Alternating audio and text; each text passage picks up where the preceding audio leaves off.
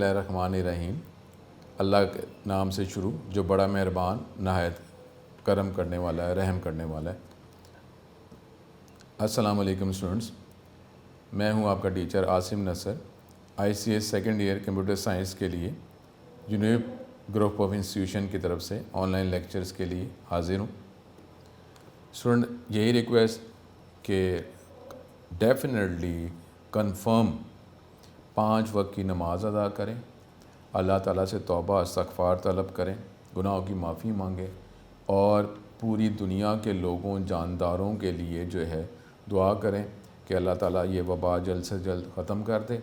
अल्लाह ताला हमें हदायत अता करे, इस्तकामत अता करे, ईमान की तौबा की ज़िंदगी अता करे और ईमान पे ही ख़ात्मा नसीब करे।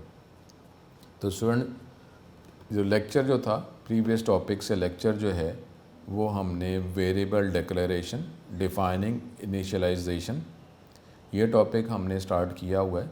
और फिर ये सॉफ्टवेयर की मदद से जो है एरर्स जो है उसको कैसे इसको सॉल्व किया जाता है, उसका इफ़ेक्ट मैं सॉफ्टवेयर की मदद से भी बता रहा हूँ। तो स्टूडेंट जो है जिस तरीके से इल्म जो है वो कोई एक बंदा जिसने इल्म हासिल ही नहीं किया तो ज़ाहिर है वो मुनासिब नहीं है। जो इल्म की तरफ चला तो क्या कहा जाता है, वो जन्नत की तरफ चल रहा है, अल्लाह जन्नत का रास्ता अता करता है। अब जो है अब वो इल्म हासिल कर लिया लेकिन अमल नहीं किया तो ज़ाहिर है वो फिर बेहतर नहीं है कि इल्म जो है किस लिए उसने हासिल किया है, कि इल्म जो है वो लोगों को बताने के लिए, बहस करने के लिए, गलतियाँ निकालने के लिए, तो ऐसा नहीं है अमल। तो अब ये जो सेकंड ईयर जो ICS है उसके लिए तो यही बात है कि जो आपको लेक्चर दिए जा रहे हैं वो थ्योरेटिकली भी, लॉजिकली भी देखना है और इस पर अमल भी करना है। इसका मतलब है कि सॉफ्टवेयर की मदद से भी आपने अप्लाई इसको करना है। तो इंशाल्लाह ताला जब इल्म और अमल जो है आप दोनों चीज़ों को इस्तेमाल करते हैं तो फिर ही ये प्रोसेस मुकम्मल होता है।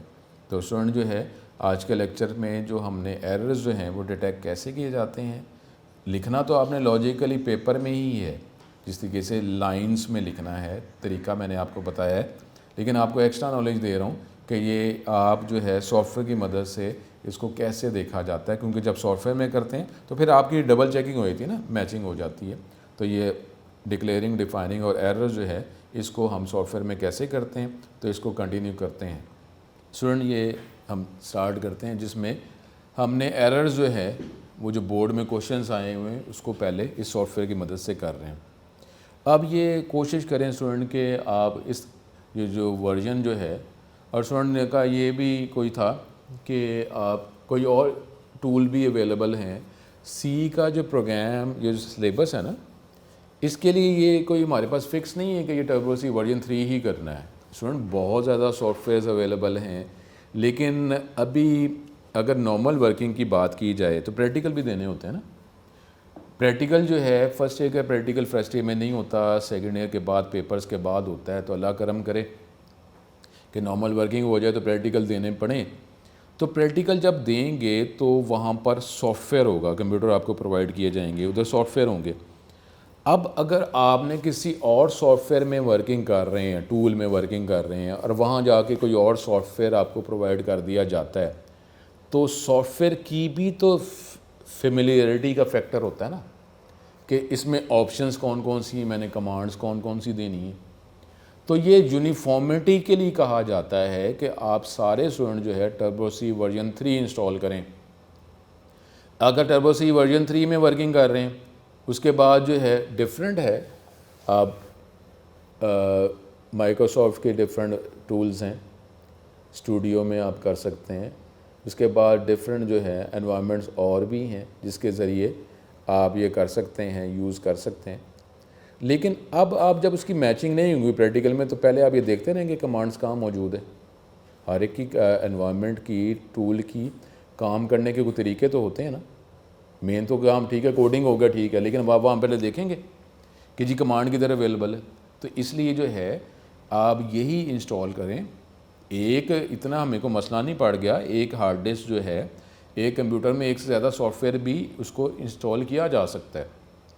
अगर आपका ये कंप्यूटर आपके घर में कोई बड़े जो मेंबर्स जो हैं, फैमिली मेंबर्स, वो इस कंप्यूटर को, लैपटॉप को यूज़ कर रहे हैं और वो किसी और हायर स्टडीज़ के अंदर ये सी लैंग्वेज को ऑपरेट कर रहे हैं और टूल उनका डिफरेंट है, तो आप उसमें यूज़ कर सकते हैं, लेकिन एक कंप्यूटर के अंदर एक से ज़्यादा सॉफ्टवेयर को इंस्टॉल किया जा सकता है। तो वो जो वर्किंग अगर किसी और टूल में कर रहे हैं तो वो करते रहें, आप ही टर्बो सी कर लेना इंस्टॉल। एक कंप्यूटर के अंदर MS ऑफिस की बात कर रहे हैं तो MS ऑफिस जो है, आप एक ज़्यादा MS ऑफिस इंस्टॉल कर सकते हैं। तो सी का जो टूल है, डिफरेंट टूल्स, एक कंप्यूटर में एक ज़्यादा टूल्स इस्तेमाल कर सकते हैं आप। अब आप स्टूडियो में करें या आप किसी और एनवायरनमेंट में करें, वो आप कर सकते हैं। लेकिन ये जो है फेमिलियरिटी के लिए आप कोशिश करें कि ये कर लें। इतना हमें कोई मेमोरी का, हार्ड डिस्क का प्रॉब्लम नहीं है, तो आप ये इंस्टॉल यही करें और इसी में वर्किंग करें। अब जो है देखें ये फाइल बनी हुई थी। अब ये फिर वही बात कि अगर ये 2 लाइन नज़र आ रही हैं तो ये यहाँ पे मैक्सिमाइज़ का बटन, मिनिमाइज़ मैक्सिमाइज़ के बटन्स वो अवेलेबल नहीं होते, ये एरर है, ठीक है। इस पर क्लिक करेंगे तो मैक्सिमम हो जाएगा। F5 की आपको बताई हुई है, ये आप कर लें। क्लिक करेंगे तो ये मैक्सिमाइज़ हो गया। दोबारा ये अब रिस्टोर का बटन हो गया, क्लिक करेंगे तो दोबारा उसी पोजीशन पे आ जाएंगे। अब ये एक लाइन थी जो एरर के हिसाब से हमने थ्योरी में देखी थी कि ये लाइन है INT n = 4.2। अब ये लाइन, अब इसकी इस टूल के अंदर लिखने के लिए ये लिख दिया और देखें अब यहाँ पे वो इंक्लूड नहीं लिखा, ठीक है। अब इंक्लूड क्योंकि प्रिंटफ नहीं है तो उसके लिए मुझे उसके रूल्स बताना, हेडर फाइल बताना रिक्वायर्ड नहीं है। तो इसलिए जो पिछले हम एरर को सॉल्व किया था उसमें इंक्लूड लिखा था तो वो छोड़ दिया। अब इसको अब मैं चलाऊँगा। अब ये लाइन्स लिखनी, इस लाइन की एग्जीक्यूशन के लिए ये लाइन लिखनी ज़रूर, तवज्जो सिर्फ इस लाइन पे हम कर रहे हैं, ठीक है, कि इस लाइन पे एरर जो है वो आपने बताना है। तो अगर बोर्ड का जो क्वेश्चन है उसमें एक ही लाइन लिखी हुई है, ये लाइन, ये तो इस टूल में इम्प्लीमेंट करने के लिए ये लाइन्स हम लिख रहे हैं। तो इस लाइन को अगर हम एरर निकालते हैं, देखते हैं, तो यहाँ पे 2 एरर्स आ गए। ये एरर जो हैं वो पिछला जो एरर का था उसमें मिलते जुलते ही हैं। और ये आपको ये कहा था कि आखिरी जो है उसको आप देख लें। अब ये देखें, डिक्लेरेशन सिंटैक्स है, इसको देखते हैं, या डिक्लेरेशन मिसिंग। स्टूडेंट जो है इसमें ये भी गलती करते हैं कि एरर पूरी जो स्टेटमेंट आपको ये टिप्स ही दे रहा है उसको कंप्लीट पूरा नहीं रीड करते है। तो लाइन नंबर 4 पे ही है, ये 4 नंबर लाइन्स 1 2, ठीक है, और यहाँ पे लाइन नंबर 4 आपको बता रहा है। अब लाइन नंबर 4 जो है वो तो हमारे पास ये बन रही है, ठीक है, ये लाइन नंबर 4 है ना, 1 2 3 4। अब ये लाइन नंबर 4 में कह रहा है डिक्लेरेशन मिसिंग, और स्टूडेंट पूरी स्टेटमेंट पढ़ते नहीं है, सेमीकोलन लिखा हुआ है यहाँ पे। तो आप ये कहेंगे सर चौथी लाइन पे एरर वो बता रहा है तो 4th लाइन पे मैंने कहा यहाँ सेमीकोलन लगाना है। आपको मैंने एक तो ये एरर सॉल्व करने का सीक्वेंस बताया कि कोशिश करें आखिरी एरर को पहले सॉल्व कर लें, और दूसरा आपको बताया था, दोबारा फिर बताता हूँ, जब एरर आता है आपको वो पोजीशन बताता है तो ज़्यादातर तो उसी लाइन के साथ उसका ताल्लुक़ होता है, लेकिन ये 100% से कंफर्म नहीं है। आपने ये देखना है कि जहाँ कहीं भी देखें ना, ये जब मूव करते हैं तो ये मेरा माउस पॉइंटर तो ये है, लेकिन यहाँ पे ये बार सी बन रही है, तो वो तो चौथी लाइन पे है ना, ये चौथी लाइन पे, वो तो उधर ही है। लेकिन अब चौथी लाइन पे मैंने सेमीकोलन मिस यहाँ तो नहीं किया हुआ ना।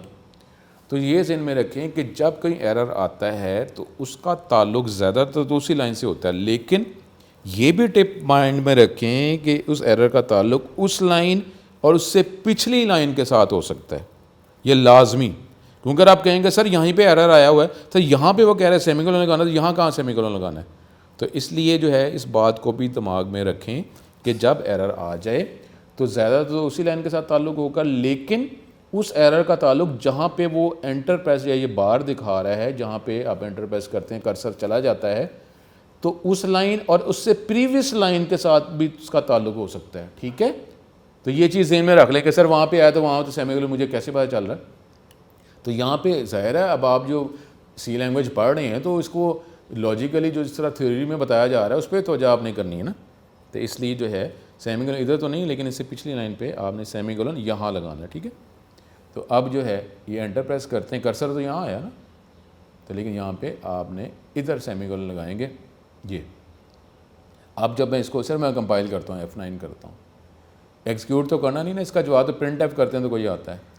अब वो कह रहा है कि उसने ये कंपाइल की, क्योंकि आप ये देखें, अच्छा ये भी देखें एक बात और, ये मैं कोशिश कर रहा हूँ और मैं एक्स्ट्रा आपको नॉलेज देने की कोशिश कर रहा हूँ ताकि आपको पता चले कि ये इसके साथ अब सॉफ्टवेयर के साथ आप दोस्ती करें, जितनी दोस्ती करेंगे उतना फ़ायदा होगा। ये देखें यहाँ पे वैसे लाइंस कंपाइल कितनी दिखाई हैं, 4 लाइनें कंपाइल हुई हैं, ठीक है। अब ये 4 लाइनें, लेकिन अगर आप ये देखें, एक मैं हट के बता रहा हूँ कि यहाँ पे अगर आप करते हैं, यहाँ पे अगर आप आएंगे इस जगह पे, अब मैं यहाँ पे लिखता हूँ वो ऊपर इंक्लूड stdio.h ये लिखा, ठीक है। अब मैं वो F9 प्रेस कर रहा हूँ।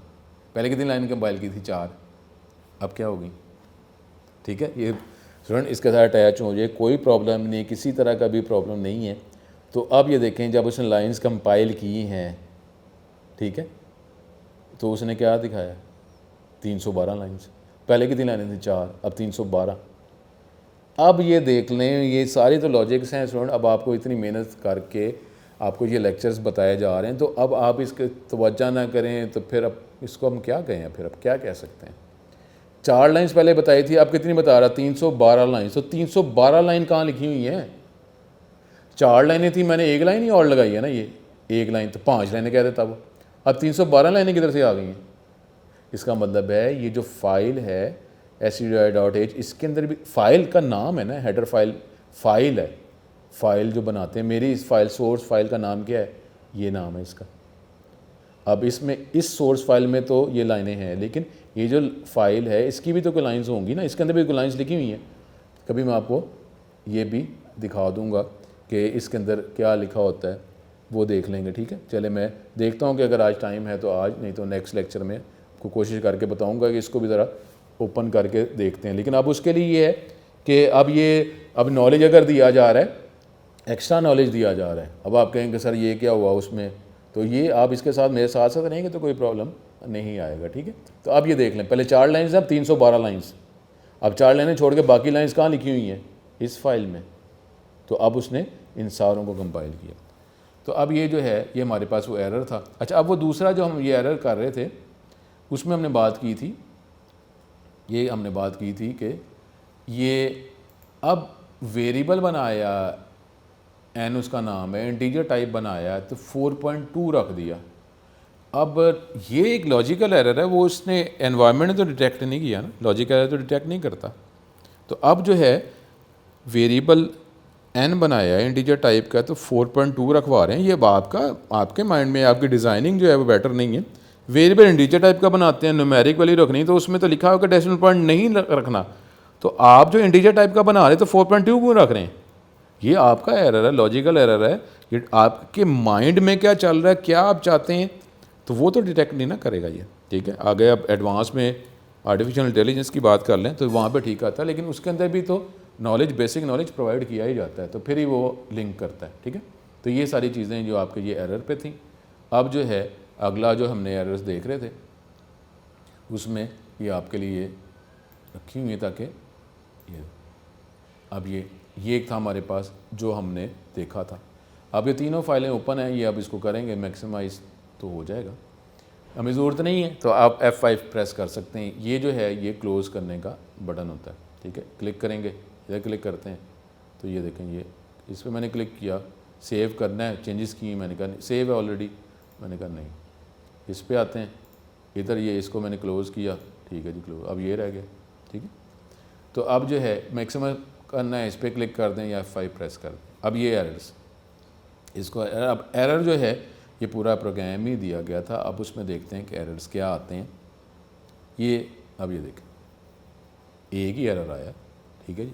अब इसको देखते हैं, एक एरर आया, कहते हैं जी वेरिएबल बी जो है वो आपने, ठीक है। अब इसको देखते हैं, ये प्रोग्राम वेरिएबल बी कहते हैं उसने आपने बनाया ही नहीं है, undefined symbol B, variable B जो है वो आपने बनाया ही नहीं है। वही बात है, ये देखें, ये एक लाइन है, एक लाइन में कितने सेमीकोलन हैं, 2। तो एक लाइन में कितनी स्टेटमेंट हुई टेक्निकली, 2। एक स्टेटमेंट INT से शुरू हुई, सेमीकोलन पे ख़त्म होगी। दूसरी स्टेटमेंट बी से शुरू हुई और सेमीकोलन पे ख़त्म हो गई। तो अगर ये पहली लाइन तो ठीक लग रही है डिक्लेयर करने की, वेरिएबल का नाम है ए और टाइप है किस किस्म का डाटा इसमें रखना है इंटीजर, ठीक हो गया, ये लाइन ठीक है, वेरिएबल डिक्लेयर किया ना, वैल्यू नहीं रखवा रहे आप। लेकिन यहाँ पे बी और सेमीकोलन ये क्या चीज़ है, ये कौन सी कमांड है, बी सेमीकोलन, सिर्फ इतनी स्टेटमेंट बी सेमीकोलन, ये तो कोई कमांड नहीं ना। तो वो कह रहा है कि आपने वेरिएबल बी बनाया ही नहीं, तो हमने क्या कहा था, स्ट्रांगली टाइप लैंग्वेज है, वेरिएबल को लाजमी डिक्लेयर करना पड़ता है। तो आपने बताएं कि इस प्रोग्राम के अंदर ये लाइंस हैं, इसमें वेरिएबल आपने बी बनाया, बनाने की कमांड लिखी है, ए बनाने की कमांड तो लिख दी है, ए का नाम रखा और इसकी टाइप बताई, सेमीकोलन लगाया, ठीक है, ये बात पूरी हो गई, सिंटैक्स पूरा हो गया ना। लेकिन यहाँ पे आपने बी और सेमीकोलन टाइप बताई है इसकी, क्योंकि स्टेटमेंट आपकी बी से शुरू हो रही है, तो आपने नहीं बताई। तो इसके लिए मुख्तलिफ़ चीज़ें जो आप कर सकते हैं वो क्या कि यहाँ पे आप उधर आप कॉमा लगा दें, मुख्तलिफ है ना चीज़ें, आप कॉमा लगा दें, कॉमा कर लेते हैं जो ये आप हम कर चुके हैं। अब ये आपने बनाया, ठीक है। अब क्या हुआ कि आपको पता ना एक लाइन पे आप एक ज़्यादा वेरिएबल्स बना सकते हैं, तो अब कॉमा आ गया। कॉमा का मतलब क्या है कि जब एक लाइन पे एक ज़्यादा वेरिएबल डिक्लेयर करते हैं तो हमने क्या बात की हुई है, ए और इसकी टाइप क्या है, हमने कहा था इस लाइन से शुरू में, स्टेटमेंट के शुरू में जो वर्ड है वो उसकी टाइप है स्टेटमेंट, तो ये स्टेटमेंट यहाँ शुरू हो रही है ना, तो पहला वर्ड ए का क्या है, इंटीजर, इंटीजर टाइप का वेरिएबल बनाया और सेमीकोलन लग गया, फिर बी, अब कॉमा लगाया आपने बी, अब इसकी टाइप क्या है, जो इस स्टेटमेंट के शुरू में लफ्ज़ लिखा हुआ है INT, इस स्टेटमेंट, क्योंकि स्टेटमेंट कहाँ शुरू होती है, वर्ड जो है जहाँ से, और ख़त्म कहाँ होती है, सेमीकोलन पे। तो इसका मतलब है ये बी की जो स्टेटमेंट है, अब ये शुरू बी से नहीं हुई, ये स्टार्ट से यहाँ सेमीकोलन, जहाँ इससे पीछे तो सेमीकोलन कोई नहीं ना लगा हुआ, तो यहाँ से ये स्टेटमेंट शुरू हुई है। अब बी की टाइप क्या है, इंटीजर, तो अब ये स्टेटमेंट जो है, अब दो वेरिएबल्स बने हैं, एक वेरिएबल ए बना है, टाइप इंटीजर है, दूसरा वेरिएबल बी बना है, उसकी टाइप भी इंटीजर है। तो ये अब हम इसको चलाते हैं। अब वो क्या कह रहा है, अब वो कह रहा है कि अब ये देखें, ये मैंने इसको प्रेस क्या किया था, ये मेक F9 जो है कंपाइल के लिए है, ऑल्ट F9, मैं जो ज़्यादातर प्रेस कर रहा हूँ वो F9 प्रेस कर रहा हूँ। F9 का मतलब होता है मेक, मेक का मतलब है एग्जीक्यूटेबल फाइल बनाना। अब एग्जीक्यूटेबल फाइल जो है वो जो बना रहा है, अब उसमें वो क्या कर रहा है, पहले कंपाइल करता है, फिर उसको लिंक करता है, फिर एग्जीक्यूटेबल फाइल बना देता है। तो उसने कंपाइल कर दिया, अब जब उसको वो एग्जीक्यूटेबल फाइल बना रहा है, लिंक करने के बाद एग्जीक्यूटेबल फाइल बना रहा है, तो ये देखें, अब ये तो दो वार्निंग्स हैं ना, वो तो आ गए, लेकिन अब वो क्या कह रहा है, ये लिंकिंग का एरर आ गया, लिंकर एरर।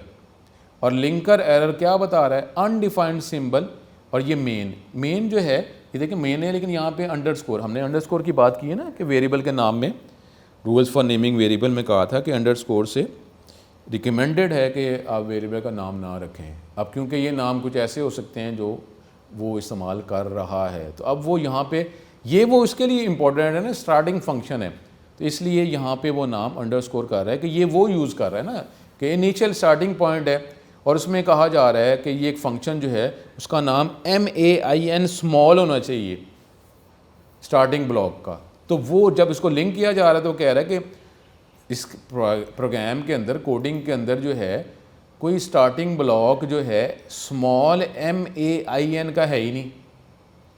तो कहते हैं वो तो बताएं, आपने स्मॉल MAIN का ब्लॉक कहाँ बनाया, तो हमने ये ब्लॉक तो बनाया लेकिन तो स्मॉल MAIN का तो नहीं है ना, इसमें तो कैपिटल M लिखा हुआ है।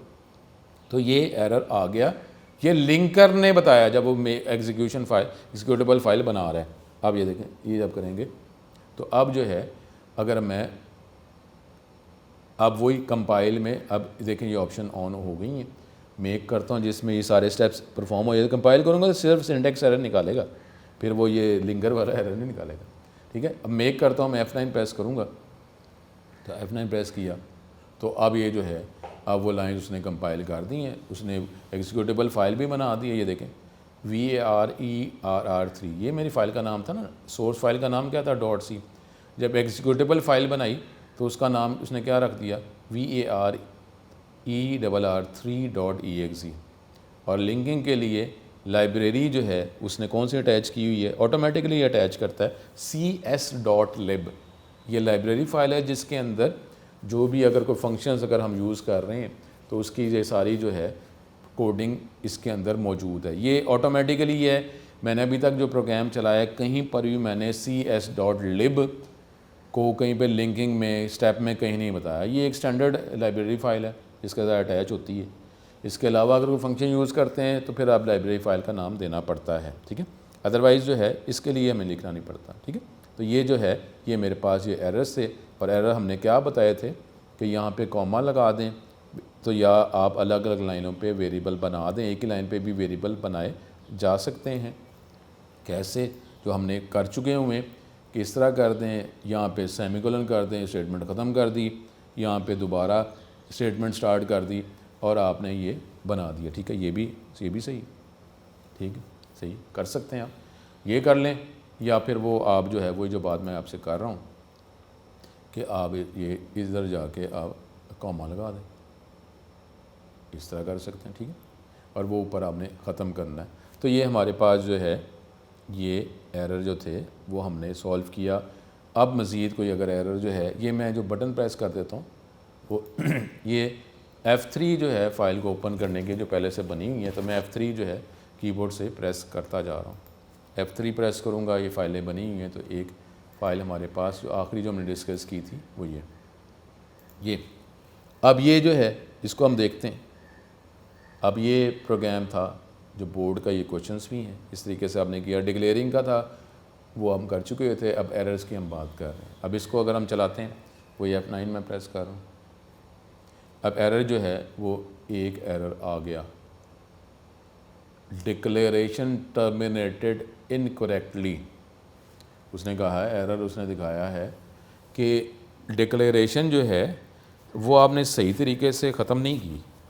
यानी क्या मतलब, मैंने आपको क्या कहा था, एरर जब आता है, यहाँ है ना कर्सर, ये एरर यहाँ पे कर्सर है, आपको क्या कहा है कि जब एरर आता है तो ज़्यादातर उसी लाइन के साथ उसका ताल्लुक़ होता है, उसी लाइन के साथ उसका ताल्लुक़ होता है। लेकिन अब जो है एरर जब आता है तो उस लाइन को भी देखना है और प्रीवियस लाइन को भी देखना है। अब वो कह रहा है टर्मिनेटेड, डिक्लेरेशन टर्मिनेटेड इनकरेक्टली। ज़्यादातर टर्मिनेट करने के लिए क्या हम यूज़ करते हैं, सेमीकोलन, सेमी टर्मिनेटर है ना। कह रहे हैं वो सही तरीके से हमने टर्मिनेट नहीं किया। तो अब इस लाइन पे कि सेमीकोलन है, नहीं है, पिछली लाइन पे ये सेमीकोलन है। अब वो कह रहा है कि ये सेमीकोलन टर्मिनेटर जो है सही तरह आपने को टर्मिनेट नहीं किया, ये इधर किधर लिख दिया आपने पकड़ के। मेन का ब्लॉक जो है वो स्टार्टिंग ब्रेस से शुरू होता है, क्लोजिंग ब्रेस पे ख़त्म हो जाता है। तो ये जो क्लोजिंग ब्रेस है यही इसका एंड पॉइंट है। ये से वो पता चल रहा था कि ब्लॉक यहाँ से वर्ड, यहाँ से लफ्ज़ शुरू हुआ, ब्लॉक स्टार्टिंग ब्रेस से शुरू हुआ, यहाँ ख़त्म हो गया, यहीं पे ये ब्लॉक ख़त्म हो गया। यहाँ पे सेमीकोलन लगाना पड़ता। आपने अगर मेन का ब्लॉक यहाँ से शुरू किया वर्ड से और यहाँ सेमीकोलन ख़त्म कर दिया, तो ये क्या चीज़ें हैं, ये ब्लॉक किसका है। अगर यहीं पे आपने इसको टर्मिनेट कर दिया है तो ये ब्लॉक किसका है, ये ब्लॉक किसका है, ठीक है। तो इसलिए ये आपने वही एक एरर कि सेमीकोलन जो है वो यहाँ नहीं लगाना, ख़त्म किया। अब इसको हम चलाते हैं, अब वो देखें, ये देखें, ये एनवायरनमेंट देखें। तो इसलिए कोई परेशान नहीं है, आप वर्किंग करते रहेंगे, मसला हल होता जाएगा। पहले कितने एरर वो दिखा रहा था, एक एरर।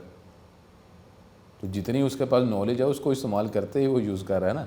अब कहें सर ये क्या बात है, सर पहले आपने एक एरर कहा था, अब आप कह रहे हैं दो एरर। मैंने एक एरर को सॉल्व कर दिया तो मेरा तो प्रोग्राम चल जाना चाहिए था। तो अब वो मैंने उसको सॉल्व किया है, लो अब मुसीबत पड़ गई, दो एरर और आ गए, ठीक है। तो अब ये जो है ये इसके साथ अटैच होते नहीं, इतना कोई नरमी से, आराम सुकून से दोस्ती करके इसके साथ चलें, कोई मसला नहीं है। अब अगर आपका एक एरर सर मैंने सॉल्व कर दिया, फिर एरर आ गए, और सर अब एरर जो है बजाय इसके कोई एक आता, अब वो एक एरर को सॉल्व किया तो दो एरर और आ गए। तो अब देखें जहाँ पे हमारे पास को अगर आपको मसला अगर फील हो रहा है तो एडवांटेज भी, अब ये दो एरर्स जो हैं, क्या दो एरर्स के लिए मुझे दो एक्शन लेने पड़ेंगे।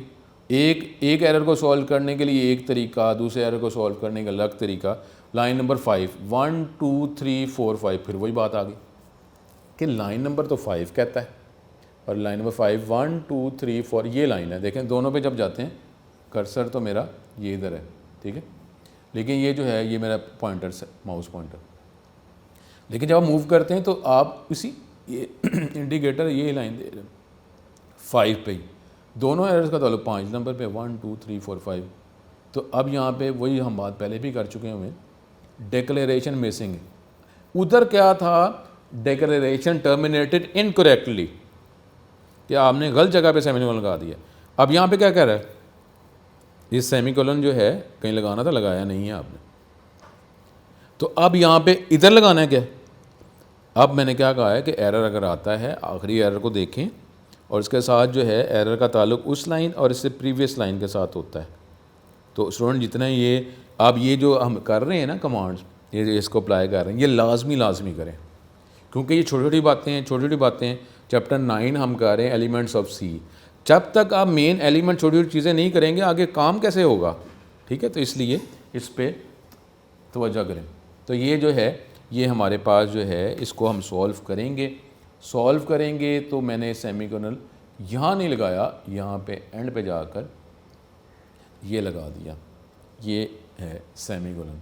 अब इसको जब चलाया तो अब जो है वार्निंग है, वार्निंग वो यही कह रहा है, तो बेटर तो यही है कि वार्निंग ना आए।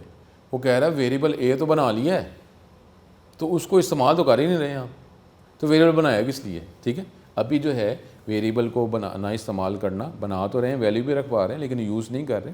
तो जिस तरीके से आगे जब आता जाएगा तो फिर हम इसको कर लेंगे। इसको अगर वैसे ही ज़रा अगर करते हैं कि जी अगर इस्तेमाल करते हैं तो फिर भी एरर को देता है कि नहीं देता, वार्निंग देखते हैं ख़त्म। यहाँ पे मैंने इसको अगर ये किया, मैंने एक वेरिएबल देखें, अब ये मैंने देखें, ये मैंने आपको वैसे नॉलेज के लिए ये एक मैंने 2 वेरिएबल्स बनाए ना, एक ए और बी बनाया, एरर वाला तो सॉल्व हो चुका है काम हमारा, लेकिन मैंने 2 वेरिएबल्स बनाए, एक वेरिएबल में वैल्यू 5 रखवा दी, एक वेरिएबल बी बनाया, वैल्यू रखवाई कोई नहीं है, ठीक है। और फिर मैंने अगली लाइन पे जाकर बी के अंदर ए की वैल्यू रखवा दी, ऐसे है ना। वो कह रहा था ना ए को यूज़ नहीं किया आपने, ये देखें अभी भी वार्निंग आ रही है, A is assigned a value that is never used. अभी तो पिछली ना, अभी मैंने प्रोग्राम चेंज किया हुआ है, जो पिछले प्रोग्राम जो था उसकी ये वार्निंग अभी भी नज़र आ रही है। तो मैंने मैंने थोड़ी सी चालाकी लगा ली, मैंने क्या किया, एक बी वेरिएबल बना दिया और बी वेरिएबल के अंदर ए की वैल्यू यूज़ कर ली।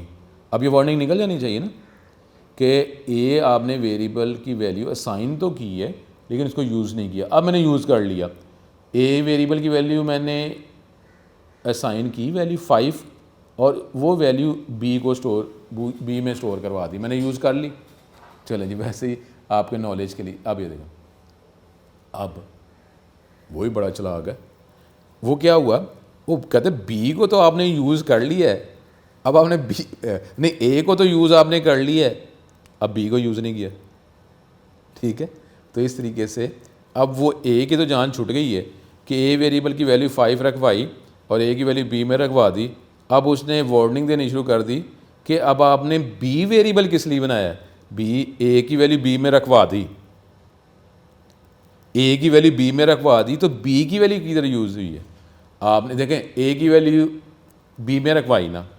अगर आप बी को यूज़ करना चाहते हैं, बी की वैल्यू और ए की वैल्यू भी सेम है ना, जो ए की वैल्यू 5 है वही बी की वैल्यू हो चुकी हुई है, तो आपने बी का वेरिएबल अगर लॉजिकली देखें बनाया क्यों है, अब ए के वेरिएबल से वैल्यू 5 मिल जानी ना आपको, तो इसलिए ये भी लॉजिकल। वैसे ही मैं आपसे सिर्फ इस वर्किंग के साथ, इस एनवायरनमेंट के साथ बेटर आप लिंक हो जाएं, इस वजह से ये मैं बातें करता जा रहा हूँ ताकि आप इसके साथ फेमिलियर हों। ये लाजमी छोटी छोटी बातें, ये लाजमी इसकी वर्किंग करें, जितनी वर्किंग आप ज़्यादा करेंगे उतना ही हमें फ़ायदा होगा, ठीक है।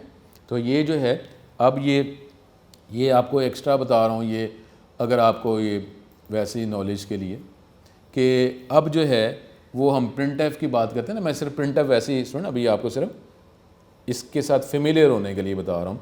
मैंने वही जो लिखा था, मैं वर्ड सिर्फ वही हेलो लिख देता हूँ, अब ऊपर इंक्लूड लिखा हुआ है।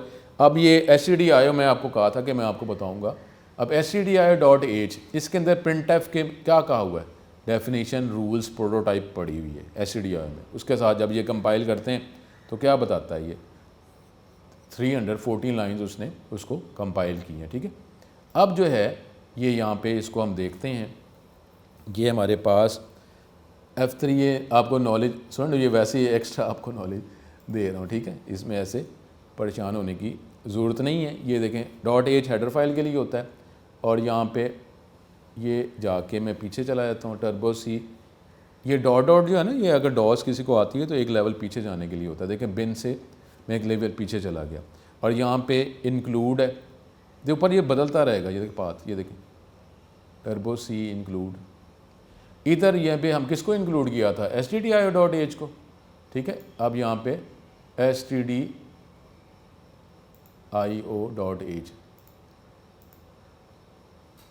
ये है ना, इसको मैं ओपन कर रहा हूँ, ठीक है। अब मैं ओपन कर रहा हूँ इसको, अगर आप इसमें कुछ चेंज करेंगे तो आपका ये सॉफ्टवेयर करप्ट हो जाएगा। इसको अगर आप चेंज करेंगे सॉफ्टवेयर करप्ट हो जाएगा। मैं बार बार कह रहा हूँ सॉफ्टवेयर करप्ट हो जाएगा, आपको दोबारा सी इंस्टॉल करनी पड़ेगी। सारी ये हेडर फाइल इतनी ज़्यादा हैं, ठीक है, तो ये देख लें कितनी ज़्यादा इसके अंदर मौजूद हैं। हमारे जो लेवल पे है एक दो वही हमने करनी है। अब मैं आपको वैसे ही बता रहा हूँ, ओपन किया, ये नॉलेज मेरे पास सेकंड लेवल पे इतना नहीं है कि इसको हम कर सकें। अब इसको सर्च की कमांड में पता है ना, सर्च की कमांड फाइंड, तो मैंने यहाँ पे printf को सर्च कर लिया। ये देखें अब ये लाइन जो है स्टूडेंट, ये देख लें, मैं आपको एक्स्ट्रा नॉलेज दे रहा हूँ कि ये जो लाइन है, ये मैं इसको ज़रा हाईलाइट सा कर दूँ ताकि आपको नज़र आ जाए। ये जो है मेरे पास नॉलेज इंटर लेवल पे नहीं है कि मैं आपको ये क्लियर कर सकूं, बता सकूं। ये एक लाइन है, ये जो एक लाइन है ना, ये हेडर फाइल के अंदर एक लाइन है, ये लाइन, ये प्रिंटफ नहीं है, ये हम चले गए हैं fprintf की तरफ। ये इसको हम सर्च करते रहेंगे। मैंने फाइंड किया, printf की तरफ जाना था, printf ये जा रहा है। उसके बाद जो है नेक्स्ट की तरफ जाएंगे, सर्च अगेन Ctrl+L, ये है जी। अब ये वो printf था, तो अब यहाँ पे ये जो लाइन है, ये इसका ये डेफिनीशन है कि ये printf है क्या। स्टूडेंट ये अभी हमें नॉलेज नहीं इंटर लेवल पे। आप ये देखें printf है, ये अंडरस्कोर क्या कहा था, ये बने बनाए ये अंडरस्कोर के साथ वो यूज़ करता है, ये इसका पूरा रूल है। अभी हमें नहीं पता इस लाइन की, अगर मेरे पास नॉलेज हो तो ये मैं समझ सकता हूँ इस लाइन का मतलब क्या है, ठीक है। तो अब जो है चैप्टर 10 में जाके हम देखेंगे, इसका कुछ सिंटेक्स देखेंगे। तो ये नहीं कि मैं बाद में आके एग्जैक्टली आपको ये हर चीज़ की बता दूँगा, इंटर लेवल पे नहीं है, लेकिन वो जो चैप्टर 10 के अंदर printf कैसे इस्तेमाल किया जाता है उसका सिंटेक्स इसके साथ मैच करता होगा। तो ये एक लाइन जो है, जब ये लाइन वो रीड करता है ना, फिर उसको पता चलता है कि printf रूल के मुताबिक इस्तेमाल किया है कि नहीं किया। लेकिन अब ये देख लें, ये हेडर फाइल के अंदर सिर्फ ये तो नहीं लिखा हुआ, कितने ज़्यादा हैं। अब वो सारी लाइनें कंपाइल करता है, उसमें ये लाइन भी कंपाइल हो रही थी, लेकिन प्रोग्राम के लिए मुझे सिर्फ इस लाइन की ज़रूरत है। इस फाइल में से जब printf इस्तेमाल करता हूँ सिर्फ मुझे इस लाइन की ज़रूरत है, बस बाकी की ज़रूरत नहीं है। लेकिन सी लैंग्वेज जो है क्योंकि पूरी हेडर फाइल को वो शामिल करता है, इसलिए सारी लाइनें जितनी भी लाइन्स इसके अंदर हैं उसके साथ वो अटैच इसको कर लेता है, ठीक है। तो ये आपको मैंने एक्स्ट्रा नॉलेज दिया। इस फाइल को कोई भी लफ्ज़ को चेंज नहीं करना, क्योंकि ये सारे के सारे रूल्स हैं आर्किटेक्चर के साथ लिंक है। अगर आप चेंज करेंगे इसको तो आपका ये सॉफ्टवेयर करप्ट हो जाएगा। ये मैंने आपको नॉलेज जो है सिर्फ एक्स्ट्रा आपको प्रोवाइड किया है कि इसके अंदर क्या, अगर नॉलेज मेरे पास हो ज़ाहिर इस डिग्री में, अगली डिग्री में, तो ये मैं अंडरस्टैंड कर सकता हूँ कि ये लाइनें क्या हैं, ठीक है। तो ये था हमारे पास। अब ये आपको मैंने ये, अब वो जो लाइब्रेरी फ़ाइल है उसको नहीं किया जा सकता, वो एसकी कोड ही नज़र आएंगे। जिस तरह के चलें लास्ट जो कमांड हम देख ही लेते हैं। तो ये जो है, तो ये इसको हम उसको दोबारा हम अगले लेक्चर में कभी देख लेंगे। तो ये हमारे पास एरर्स थे, जितने भी आपको बातें बताई हैं स्टूडेंट लाजमी इसके साथ तवज्जो करें, वर्किंग करें, तो कोई प्रॉब्लम, किसी भी किस्म का प्रॉब्लम नहीं आएगा। ये क्विट करना होता है तो यहाँ पे Alt+X अवेलेबल है, तो ये सॉफ्टवेयर ख़त्म हो जाता है, ठीक है। तो ये आज का ये लेक्चर था। दोबारा जो है अगले लेक्चर में मुलाकात होगी। स्टूडेंट आपसे ये प्रैक्टिस करते रहें। अल्लाह ताला हमारा हामिम और नासिर। अस्सलाम वालेकुम स्टूडेंट।